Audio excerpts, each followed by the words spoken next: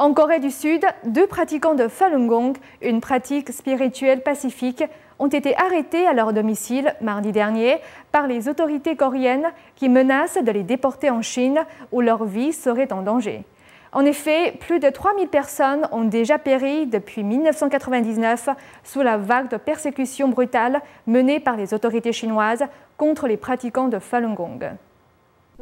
2 pratiquants de Falun Gong chinois vivant en Corée du Sud risquent actuellement d'être déportés vers la Chine, où les adhérents de cette pratique spirituelle sont persécutés par le régime communiste. Les autorités sud-coréennes ont enlevé le couple à leur domicile tard dans la soirée jeudi dernier. Leur identité est gardée secrète pour leur sécurité.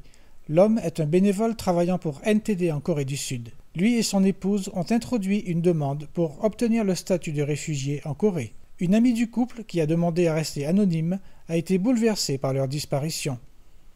S'ils sont déportés en Chine, ils risquent d'être persécutés ou qu'on enlève leurs organes et leurs vies seront en danger. Le mois dernier, le gouvernement sud-coréen avait été critiqué pour avoir déporté 3 pratiquants de Falun Gong vers la Chine au mois de juillet dernier.